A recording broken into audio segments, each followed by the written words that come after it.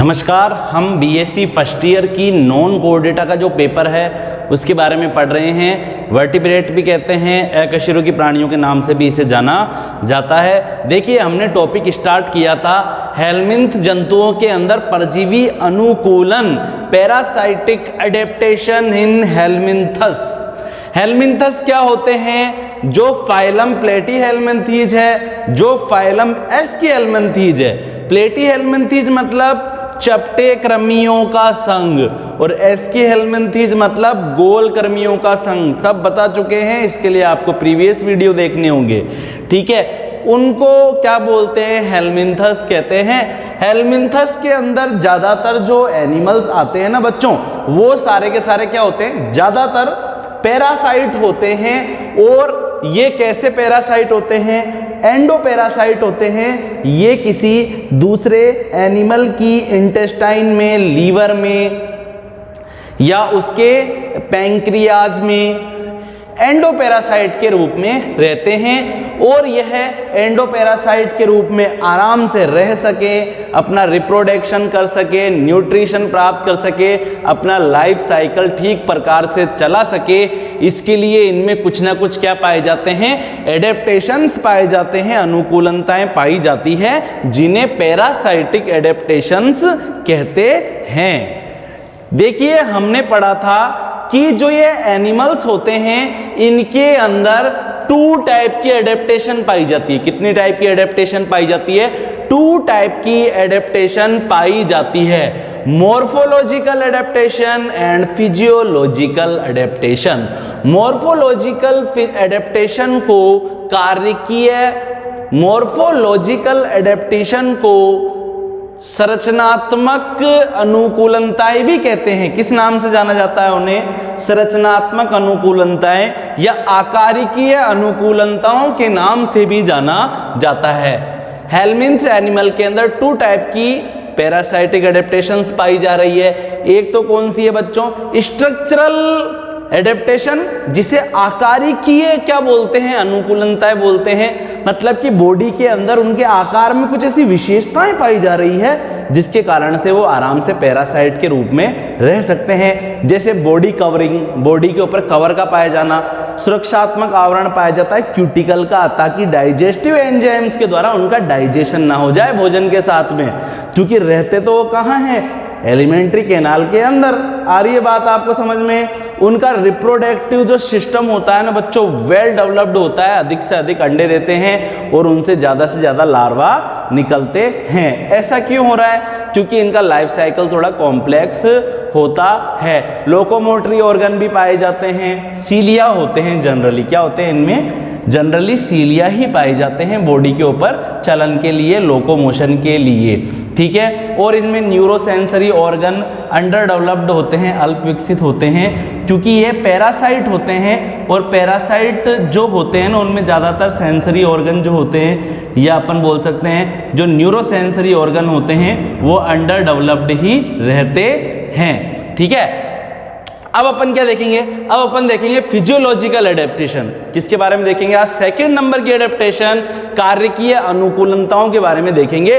देखिए, first number पे कौन सी एडेप्टेशन थी? आकारिकीय अनुकूलता है। उसके लिए आप पिछला वाला वीडियो देखिए, उसमें सारा है।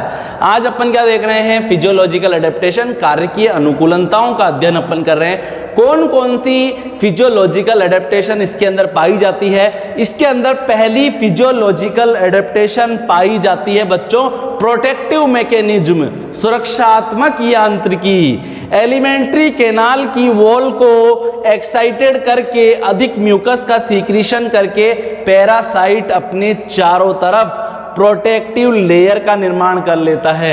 ये पैरासाइट क्या करते हैं? जो एलिमेंट्री कैनाल है ना, या जो आंतें वगैरह है, उसको, उसकी जो वॉल है, उसकी जो दीवार है, उसको उत्तेजित कर देते हैं उत्तेजित होने के कारण आंतों की दीवार से अधिक मात्रा में म्यूकस का सीक्रेशन होने लग जाता है, अधिक मात्रा में श्लेष्मा का स्त्रवण होने लग जाता है और ये श्लेष्मा इन पैरासाइट को चारों तरफ से घेर लेता है और इस श्लेष्मा के कारण पैरासाइट के चारों तरफ प्रोटेक्टिव लेयर का फॉर्मेशन हो जाता है।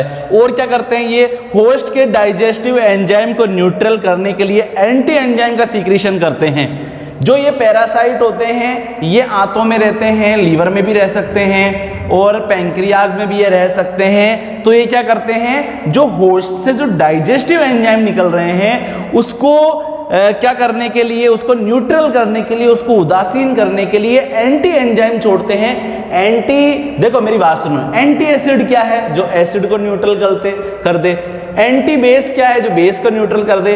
और एंटी एंजाइम क्या है, प्रति एंजाइम कहेंगे हिंदी में, जो एंजाइमों की पावर को क्या कर दे, जीरो कर दे, न्यूट्रल कर दे। तो ये क्या कर देते हैं, ये डाइजेस्टिव एंजाइम को न्यूट्रल करने के लिए, होस्ट के डाइजेस्टिव एंजाइम को न्यूट्रल करने के लिए, उदासीन करने के लिए, ताकि इनको कोई खतरा ना हो, एंटी एंजाइम का सीक्रेशन करते हैं। बॉडी के चारों तरफ अध्यावरण का रिन्यूअल करते रहते हैं। इनकी बॉडी के चारों तरफ भी मैंने आपको बताया था टेगमेंट पाया जाता है, क्यूटिकल का बना हुआ एक अध्यावरण पाया जाता है, ठीक है, जिसको टेगमेंट भी कहते हैं, क्यूटिकल का बना हुआ होता है। उसका ये रिन्यूअल करते रहते हैं, उसका नवीनीकरण करते रहते हैं। कोई टेंशन वाली बात नहीं है, रोजाना नया नया अपने ऊपर आवरण बनाते रहते हैं ताकि डाइजेस्टिव एंजाइम द्वारा इनकी प्रोटेक्शन हो सके। ठीक है, पहला पॉइंट आपको समझ में आ गया होगा। अब दूसरा देखिए, दूसरा फिजियोलॉजिकल एडेप्टेशन क्या पाई जा रही है हेलमिंथस एनिमल्स के अंदर, एनारोबिक रेस्पिरेशन, अवायवीय श्वसन करते हैं दोस्तों। ये क्या करते हैं, अवायवीय श्वसन ये करते हैं। Alimentary canal and bile duct में फ्री ऑक्सीजन का अभाव रहता है, अतः इनमें एनारोबिक रेस्पिरेशन पाया जाता है। देखिए बच्चों, जो ये हेलमिंथस पैरासाइट होते हैं ये कहाँ कहाँ रहते हैं, ये एलिमेंट्री कैनाल में मतलब आहार नाल के अंदर रहते हैं, और बाइल डक्ट मतलब पित्त वाहिनी के अंदर भी ये हो सकते हैं। वहां पर फ्री ऑक्सीजन का अभाव रहता है, ऑक्सीजन वहां पे बिल्कुल ना के बराबर होती है, अतः ये जीवित रहने के लिए एनारोबिक रेस्पिरेशन करते हैं, अवायवीय क्या करते हैं, ये श्वसन करते हैं। और देखिए ऑस्मो रेगुलेशन, परासरण नियमन भी इनके अंदर पाया जाता है। ये ऑस्मो रेगुलेशन क्या होता है, परासरण नियमन क्या होता है, समझिए। देखो मैं आपको अपने उदाहरण द्वारा समझाता हूं, मनुष्य के उदाहरण द्वारा। मनुष्य को प्यास क्यों लगती है, मनुष्य को प्यास इसलिए लगती है बच्चों क्योंकि बॉडी के अंदर पानी की कमी हो गई, तो वो पानी पिएगा, फिर कुछ समय पश्चात क्या करेगा, उसको जैसे कुछ मतलब वॉशरूम जाना है तो वो टॉयलेट मतलब जो उसका यूरिन है उसका सीक्रेशन करेगा, मतलब यूरिन को क्या करेगा, एक्सक्रीटेड करेगा, उसका उत्सर्जन करेगा। अब उसने यूरिन का एक्सक्रीटेड क्यों किया, उसका उत्सर्जन क्यों किया, मूत्र का उत्सर्जन क्यों किया, क्योंकि बॉडी के अंदर वाटर की मात्रा बढ़ गई। आ रही है बात आपको समझ में। तो ऑस्मो रेगुलेशन मतलब क्या होता है, बॉडी के अंदर जो द्रव पाए जा रहे हैं उसके प्रेशर को घटाना बढ़ाना, बाहर के प्रेशर के अनुसार उसको घटाना बढ़ाना। देखिए आप ध्यानपूर्वक इधर आप देखिए, ऑस्मो रेगुलेशन के अंदर क्या हो रहा है, परासरण नियमन के अंदर आप देखिए ध्यानपूर्वक, इंटेस्टाइन में रहने वाले पैरासाइटिक जो वर्म है उनमें ऑस्मोटिक प्रेशर कुछ अधिक होता है। क्या होता है, उनमें ऑस्मोटिक प्रेशर कुछ अधिक पाया जाता है। आंत में रहने वाले जो पैरासाइटिक वर्म हैं, जो परजीवी जो कर्मी हैं, उनमें ऑस्मोटिक प्रेशर, परासरण जो दाब है वो कुछ अधिक होता है।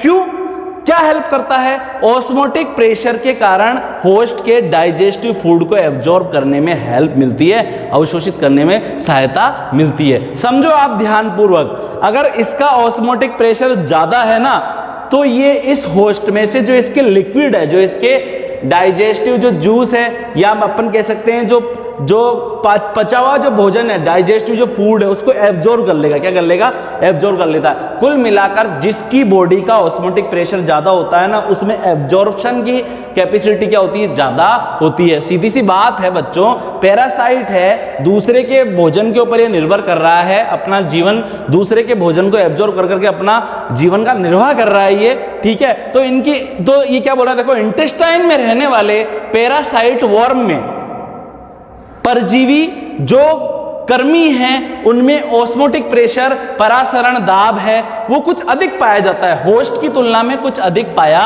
जाता है, जिसके कारण क्या करते हैं ये होस्ट के डाइजेस्टिव फूड को एब्जॉर्ब करने में हेल्प मिलती है, जिसके कारण इनको, ठीक है। और देखिए हाई फर्टिलिटी का पाया जाना, और देखिए आप ध्यानपूर्वक, हाई फर्टिलिटी का पाया जाना, अधिक जनन क्षमता का पाया जाना, इनके अंदर अधिक जनन क्षमता पाई जाती है, हाई फर्टिलिटी पाई जाती है।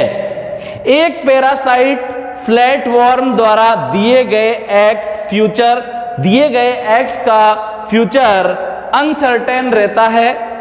लाइफ साइकिल में इनके एग, लार्वा, बेबीज को अधिक बाधाओं का सामना करना पड़ता है। उत्पन्न किए गए एग्स में से बहुत कम ही अडल्ट स्टेट में पहुंच पाते हैं, इसलिए इनमें हाई फर्टिलिटी पाई जाती है। लीवर फ्लूक के बारे में तो आप जानते होंगे, इससे पहले मैंने आपको पढ़ाया था, इससे पहले वाले वीडियो में मैंने आपको लीवर फ्लूक के बारे में बताया था, जिसे चपटा कर्मी भी कहते हैं। क्या कहते हैं? चपटा कर्मी भी कहते हैं। और मैंने ये बताया था कि चपटे कर्मी का जो फ्यूचर है, जो एग्स का जो फ्यूचर है, जो अंडों का जो भविष्य है, अनसर्टेन है, अनिश्चित है, कुछ नहीं कह सकते क्या होगा, कितने अंडे नष्ट होंगे, कितने अंडों से लार्वा निकलेंगे, और अगर लार्वा निकल भी गए तो उन लार्वा में से कितने लार्वा आगे जीवित बचेंगे और अडल्ट लीवर फ्लूक में बदल पाएंगे।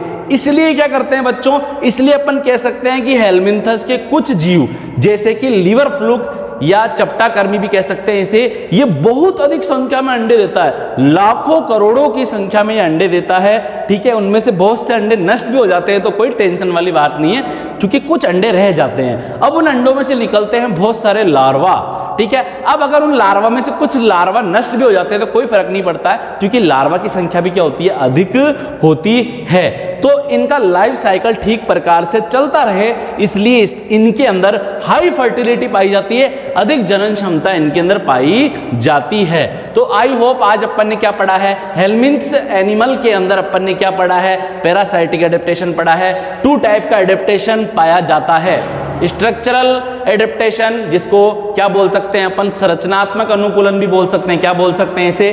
संरचनात्मक या आकारिकी अनुकूलन भी कह सकते हैं। और दूसरा है फिजियोलॉजिकल एडेप्टेशन, जिसे कार्यकीय अनुकूलन भी कह सकते हैं। विभिन्न प्रकार का पाया जा रहा है। प्रोटेक्टिव मैकेनिज्म यानी कि सुरक्षात्मक यांत्रिकी इनमें पाई जा रही है।